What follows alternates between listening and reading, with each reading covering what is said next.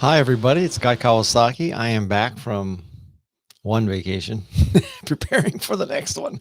So I am back in Santa Cruz, California, as you can tell from my background. It's behind me. See? And we released a new podcast episode this morning, as we do every Wednesday morning. It's a woman named Haben Gurma. She has a very remarkable story because, believe it or not, she was the first person to ever graduate Harvard Law School with being deaf and blind. So, I mean, it's just hard for me to wrap my mind around trying to go to school or law school, but then Harvard Law School, deaf and blind. Now she is Eritrean, but she was born in the Bay Area.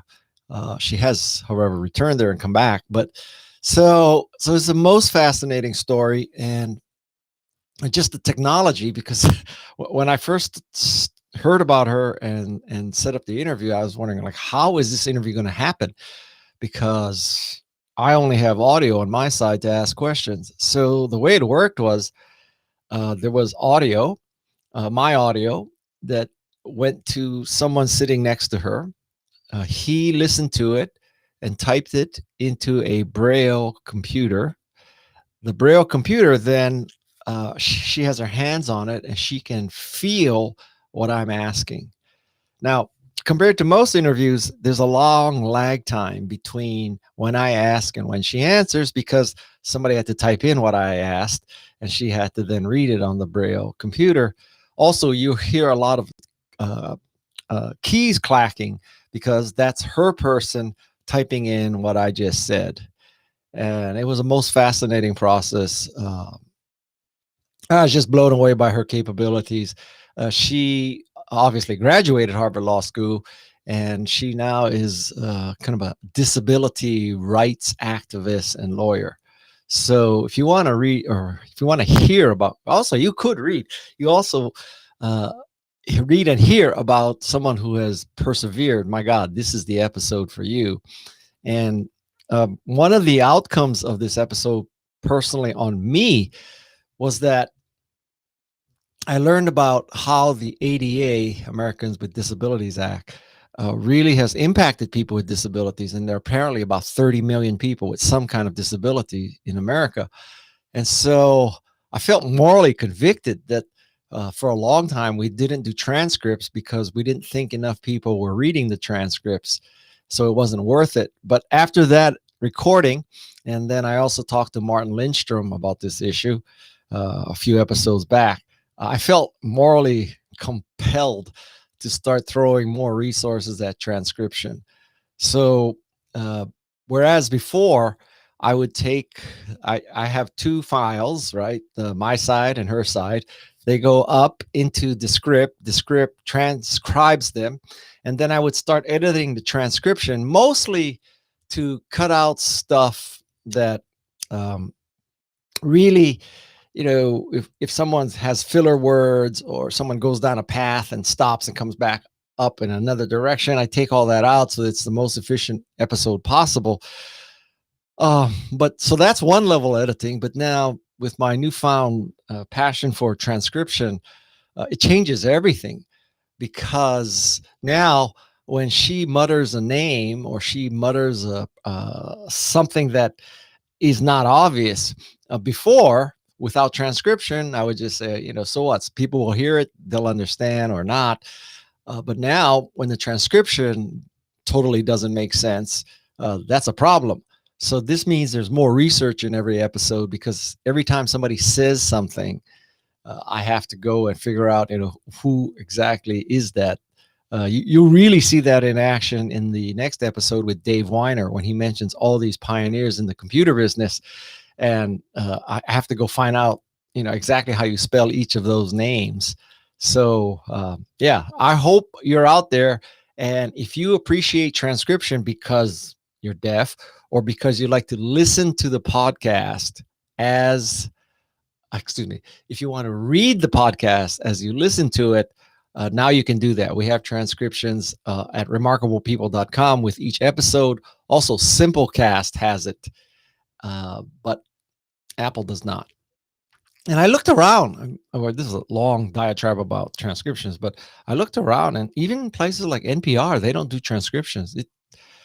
I probably add another 2 hours of work so that I can have it, sort of transcriptionable, and then I send it to someone. I have two people who actually do the real nitty gritty of transcription, making sure everything works and putting the punctuation right. They probably spend 5 hours. So probably 7 hours of work in each transcription. Nothing to do with sound design and marketing and all that. Just the transcription is probably 7 hours. So yeah, that's my newfound commitment to the ADA. So couple things. You see this little sign here. If you want to text me, I'm at 831-609-0628. This is a text server service. So it means that you're joining a text group, and I send out text announcements of each episode. It's one to many from me to many. And then if you respond back, then it's one to one. And then if I respond back to you, it's one to one. So the only step that it's one to many is the first step. So after that, we can have a confidential conversation. We have an icebreaker question. And that icebreaker question is about, what technology innovation made the most impact in your life?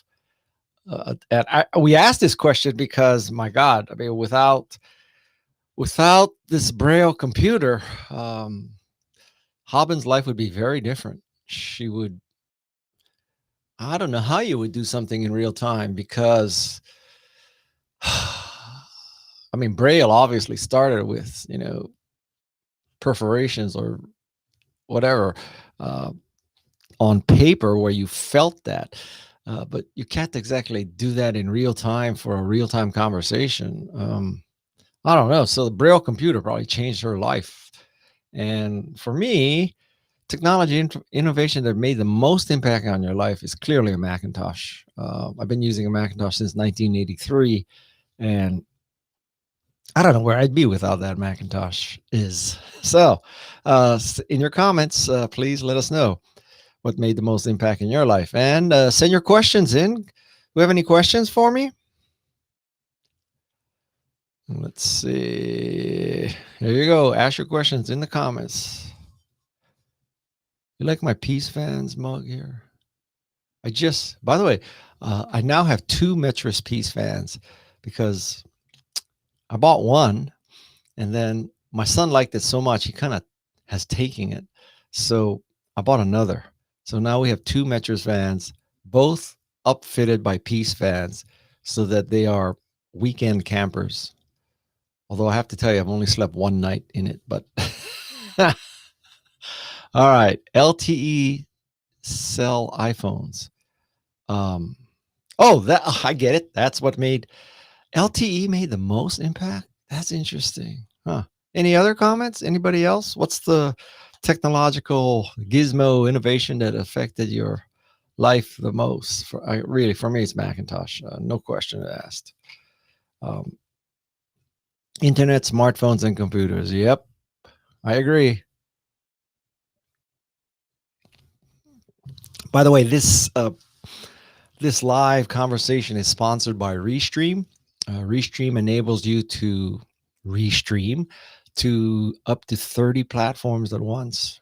Wrap your mind around that. So one feed goes to 30 places simultaneously.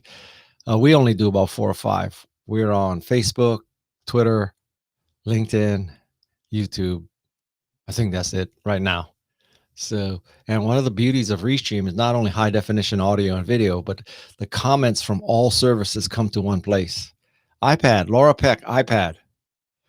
It's funny, Laura. I have several iPads. I actually have two currently. Here's one. I don't know where my other one is. And unfortunately, that's the one with the SIM card in it. I have not seen that for months, but I never use an iPad. And I think it's because, I have an M1 MacBook Air. And oh my God, if you had an old Air, you should look at the M1 Airs because the battery life, I swear, is about 3 times longer. And it's so fast. So ever since I had the M1 Air, I've just used my iPad less. And like much of my life and existence is predicated upon creating content as opposed to consuming content. So I think iPad is great for consuming, but not necessarily for creating. And most of the time, I am always editing a podcast episode. And so, and the software that I use for that is Descript. And so you can't use Descript on an iPad. So that kind of eliminates that. So then, that's why. Um, what else? See, Remarkable2 tablet, Jason Soto. I like that because the Remarkable tablet sponsors the Remarkable podcast. And I'll show you mine here. Here's mine. And I use this. What I do is I create the draft questions in Google Docs so that I can share this draft question list with multiple people. And then when it's done, I print it to PDF. I take that PDF and on my computer, I put it into the Remarkable tablet app. That then automatically syncs to this. And so when I'm doing the interview, I'm using a Remarkable tablet to take notes and cross off questions as I ask during the conference, during the episode. So I'm using this to manage the interview process. And you might ask, well, why don't you just use a computer and keep using Google Docs? It's because I think when people see you typing and mousing, even if you tell them what you're doing, I think most people view that as a negative, that you're not paying as much attention to me. You're probably answering email. Here you are interviewing me and you're typing. So that's why I don't do that. And also, I mean, let's face it. So if you have a pencil on and you're Remarkable and you just want to say, okay, that question is done, you just go check it off. What would you do if it were in a Google Doc? I mean, you could, I guess, highlight it and then pick strike through as a style, or pick bold, or you could cut the question, but then you'd lose the question forever. So just writing a check mark is so much faster and so much cleaner. So yeah, Remarkable2, that is also, yes, had a big impact on my life. For me, it has been social media connecting me with people across the globe, both in personal life and my work as an educator in higher ed. Amen, Sue. We only kind of hear about all the problems with social media, but I would say on balance, social media has definitely made the world a better place. It has made the world a worse place in sometimes too, but generally speaking, well, first of all, it's a completely theoretical question, right? Because it's not like we're going to put that horse back in the barn. So I think it's made the world a much better place. I agree with you. I have contacts and connections and relationships that I never would have had without social media. So again, your blood sugar level shows on your Apple Watch and iPhone? Huh. How does that work? So obviously the watch is not penetrating your skin and getting a blood sample. So somehow, what is it doing? That's interesting. I'll go look that up. That's very interesting. I didn't know Apple Watch could do that. My Apple Watch, by the way, the I hate to admit this, but the primary use for my Apple Watch is that it tracks the time, the distance, and the speed of every wave that I catch. So I use an app called Dawn Patrol that's on my watch. It syncs to my phone. And then on my phone, I can look at every wave. And that's kind of a narrow use case, but I only use my iPhone. I only use my Apple Watch for that. So every other time, I'm usually wearing, this is a Breitling B55. So this is Breitling's smartwatch. I use this, or I use a Seiko diver's watch. every other time. So basically, when I surf, I put the Apple Watch on, I go out, I surf, I bring it back, I let it sink, and I put it back in the charger. Next day, wake up, take it out of charger, go surf, sink, put it back in the charger. It's the only use I have. Well, it's not the only use, but really it's the primary use I have for my Apple Watch. And now, would I use it more? Yes. But I'll tell you, if you go out on a surf session for 2 hours using your Apple Watch, you use up half the battery. So 2 hours later, you're at 50%. And then I just don't want to keep track of, oh, I got to charge the watch. Where's the watch and all that. So it's a single purpose function for me. Uh, Guy is a person with low vision who finished an MBA from University of Toronto. What does low vision mean? I have full esteem for Haben Gurma. My number one technology has been Dragon Naturally Speaking, which powered my business, Voice PC, for the last 20 years. Well, that's cool. Dragon is cool. Yeah, that's a change. Yeah. I mean, imagine people with dyslexia and stuff like that, who, you know, it's completely different for the reading experience, for the interaction with the computer. Yeah, I love that. Yeah. So, any other questions? I'm so happy you're covering these. My parents are severely HOH. I don't know what HOH means. Google's live transcribe has made a great difference in my life with communicating with my parents. Gabriella, yeah, I agree. I mean, the first time I saw live transcription happen in a video conference, I thought it was magic. And I swear it's very, very well done. Arguably, I wish, nah, never mind. I won't tell you what I wish. But yeah, I agree. That's very true. And I think it really helps, even if you can hear it. Listen, I can hear, but I watch TV with subtitles. So what's the difference? So yeah. Okay, what other questions here? So this is another icebreaker and completely pertinent to Haben, which is, have you had to overcome any physical disabilities to achieve success? Send your comments in. Don't forget, sponsored by Restream, and the podcast is sponsored by Remarkable Tablet. So those are our sponsors. We've got to give them credit. Let's see. Let's see. Okay. Somebody sneezing. It's not me. Hi, Super Guy. If you had to create a multi-brand in Horeca sector, hoteling, restaurants, hospitality, would you start? Where would you start and which brand names? If you had to create a multi-brand hoteling, restaurants, and hospitality, where would you start? I think I understand your question. So you're saying you want to create a brand using existing travel brands? It's a good question. It's been, no kidding, it has been 18 months since I've stayed in a hotel room. So let me think about that. So what have been my favorite hotels?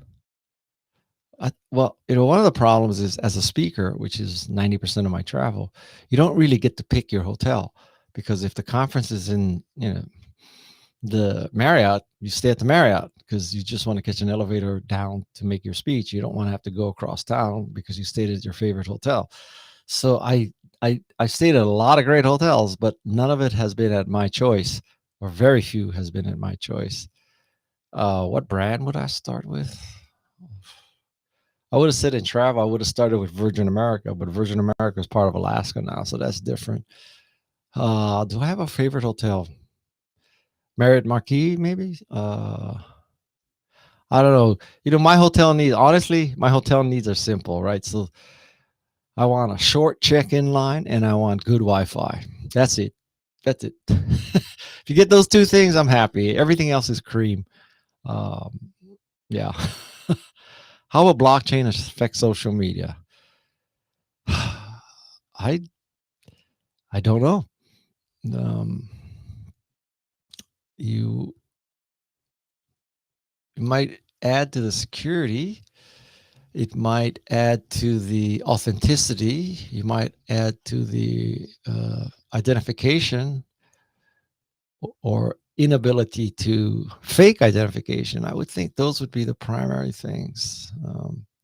Blockchain on social media. So, okay, don't forget, we announced a new podcast today. Haben Gurma. She is the first woman or first person who is deafblind and graduated from Harvard Law School and is now a disabilities activist. Yeah, I really want the answer to this question. I mean, this would be very interesting.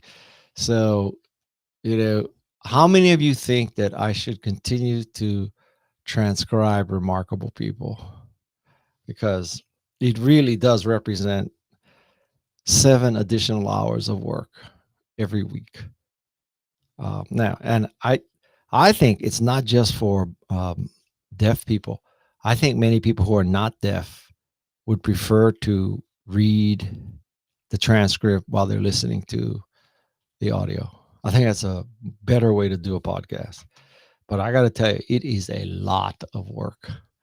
So, one thing you could do for me is if you know deaf people or associations or anything like that, tell them about it because, man, I don't know any other podcast that makes such a commitment to transcription as Remarkable People. So, um, and I think it would be very interesting. I don't know the breadth of information that's available for deaf people, but I would assume that having transcriptions of Jane Goodall and Steve Wozniak and Haben Gurma would definitely add to the pool of information available for deaf people. So please tell all your deaf friends about it. Yeah. Okay. Yes, you should keep it. It's even good to improve one's English. Yeah, I agree. It's very interesting. The you would be amazed at the number of times the smartest people in the world, when they are interviewed, and I count myself in this group, not that I'm the smartest person in the world, but in this group of people who do what I'm about to tell you. But in a transcription, if you took the raw transcription and you search for you'd find 100 to 150. You'd find 100 to 150. I mean, you'd find 50. You would find 100. See, I just did it. And so for any given 1 hour interview, there's probably 300 or 400 filler words. And if you listen to my podcasts, there are far fewer filler words in the final audio than it started with, because I want to make the audio as remarkable as possible. Now, some people would argue that that's not true to life because you've edited. I would make the case that 350 uhs, I means, and you knows can hardly add to the experience. So that's my decision, and I'm standing by it. Okay. Well, that's a good question. Let me ask you: do you want me to leave the uhs, I means, well, all those filler words in? Because there will be 300 or 400 more words in every episode if I left them all in. And you can express your opinion, but I can't tell you I'm going to change my mind about that. Okay. So you are meticulously improving, to be commended. Well, thank you. Thank you. There's a village behind this podcast. So there's Jeff C., who's doing the sound design. There is Peg Fitzpatrick, who's doing the production, making the photos work, actually posting it, creating the Simplecast stuff, the blog post, the email, the text messages, basically all the marketing and sort of product management. So we got this great sound designer, Jeff C. We got Peg Fitzpatrick doing all social marketing, social media and marketing. And we have two people, Alexis Nishimura and Luis Magana. And they are two students who do the transcription final stuff. And by the way, because I believe in helping people as much as I can, if you are a podcaster and you want to transcribe, I have learned a lot about transcription. And I have a whole document that explains all these shortcuts and tips for transcription. And I would be happy to share that document. I mean, there are things that I discovered in Word. Okay, so let's say you're using automated transcription. And one of the common errors in automated transcription is that it it does things like, well, at least the Scripps engine, it puts so, comma all the time. Like every so is followed by a comma. That comma is, it's like that, comma, comma. So with the so, comma, the obvious thing to do is search once for so, comma, and change all so, comma to so, no, comma, right? So you can change 100 of them like that at once. But it also does things such as it will start paragraphs, it will start sentences without the first word capitalized. And somebody on LinkedIn helped me and showed me that with Word, you can truly do a wildcard search where the logic is find me every instance where the first letter of the first word of a sentence or after a carriage return is a lowercase letter. It can search for the wildcard lowercase letter A through Z. So this is a way of finding every instance where a sentence doesn't begin with an uppercase word. And let's just say it's a lot easier to find those kinds of errors using words, wildcards, advanced search and replace, than it is to carefully change them one at a time as you encounter them. So I have actually told the transcribers who help me, I tell them that do not listen to the audio for the first hour. For the first hour of your work on the transcription, do all the word tricks you can. Search and replace for so, comma, comma, comma, comma. Search for lowercase after a carriage return. Search for lowercase letter begins a direct quote, which is not supposed to happen.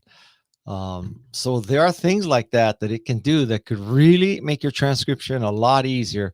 And then you use the human ear to catch the stuff that word search and replace cannot catch. But I'm going really deep into transcription.